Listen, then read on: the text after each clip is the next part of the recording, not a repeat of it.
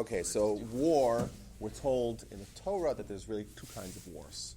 There's what's called Mechemet Mitzvah, a mitzvah war, and Mechemet Reshut, or a war of, it's not a mitzvah, but it's a neutral war. There's no mitzvah element to it. And the mitzvah kind of wars are wars where either your existence is under threat. I think like the war that's going on right now in Gaza. Self-defense, and or capturing Israel. When Joshua came and they began a 300-year process of capturing the entire Israel. Those are wars that are wars of a mitzvah, and because it's a mitzvah for the Jewish people to reoccupy their ancient lands, and therefore during those wars everyone had to join. It doesn't matter if you were like male, female, young, old, everyone had to participate in the war effort. It's kind of like the United States in World War II. Like everything was dedicated to the war effort.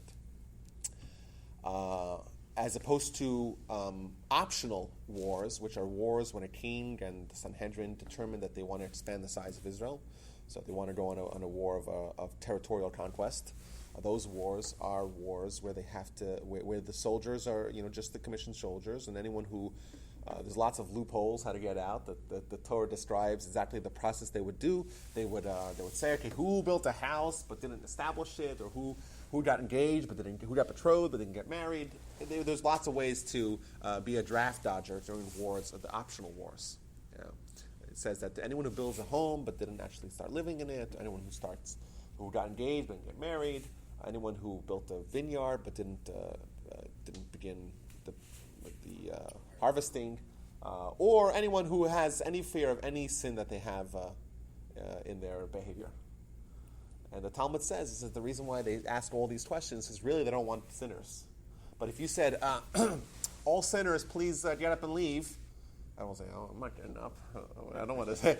So they say, anyone who built a house, or anyone who got betrothed, or anyone, all these things. And they say, and sinners as well. So everyone walks up and everyone assumes, this guy must have built a house. It's a way to kind of, save face for the people that have sins, that they're scared that their sins will inhibit their ability to be victorious. And we know that when the times, when the Jewish people were at their spiritual heights, they were the most dominant. King David was just dominant in his wars because that marked the peak and the apex of the Jewish people, and living in Israel as a sovereign nation, and doing what's right, and having a righteous leader who is also a great warrior. And that is what we view like the times of David and Solomon as the times where the Jewish people were at their spiritual and physical and national peak.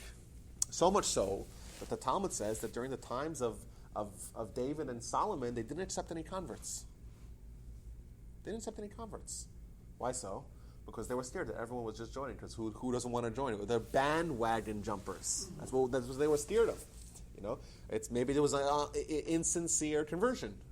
So they didn't accept any converts for 80 years, the times of the reigns of David and Solomon. But those were the times where the Jewish people had kind of everything going for them. So that's basically wars. There's two kinds of wars during a time where there's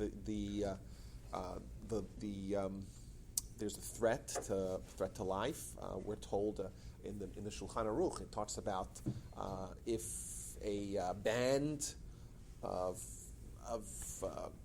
says a band of Gentiles come and they attack a Jewish city, then all the mitzvahs go out the window. Even if you have to do everything to try to battle back. You can't just sit. We don't believe to go like sheep to the slaughter. It's as if it's Shabbos, and of course you grab your weapons and you go. Even if they're only coming to attack you to steal hay, says the Shulchan Aruch. They're coming to attack you to steal hay. You know that they have evil intentions, and if someone resists them taking his property or his assets or his whatever, they're going to kill him. So you have to get up in self-defense, and you have to do that even if it's Shabbos and even if it's anything. So yes. So I think it's but on the other hand, we're commanded to not no innocent lives. I'm saying we see that today. It's remarkable. Like if you look at the restraint that the Israeli army is having, it's never been Never been anything like this. Even the United States, they love talking big, but how many innocent civilians did they kill in Iraq and Afghanistan? Tens of thousands. It's just, you hit, you pinpoint. There happened to have been thousands of rockets in this UN school, but there were also a few. Well, what can you do? That's what people die, innocent people die, but it's unintended. And in fact, and this, I think, some people say, it's they're sending rockets, just carpet bomb them all, right? Blast them back to the Stone Age. And a lot of people have their reaction. Like, there's people shooting rockets. Imagine if the rockets were raining down on the Galleria in Manhattan or something like that. How would any other country respond? But the Jewish people don't work like that. That's not the Jewish way of war. We don't believe in endangering civilians needlessly. And you look at the Torah. You look how the Torah instructs the Jewish people to engage in warfare. Now, there are some exceptions. There are some times where they say, "Listen, everyone has to get out, and whoever's not out, they are considered an armed enemy." But the instructions that we have for war are to be as. And by the way, if you think about a document that's thousands of years old, that's also unprecedented. Even the notion of having some sort of integrity during war was unheard of at the times the Torah was written. But that's the way we're instructed, because we're not like everyone else. And even in war, even in times of war, and we're told, there's another commandment to the Torah. It's so bizarre. Like if you listen to it, just the sensitivity, with the trees or maintaining your own personal dignity.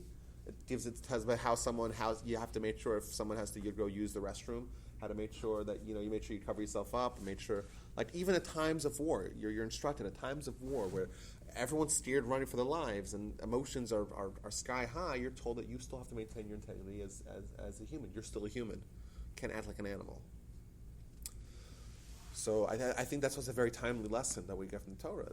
The Torah, thousands of years ago, is teaching us how to engage in war, and those lessons ring true today, and they're part of the fabric of the Jewish people. Israel's somewhat of a mix of a secular religious, but it's still being guided by Torah principles and morals. We're not like everyone else.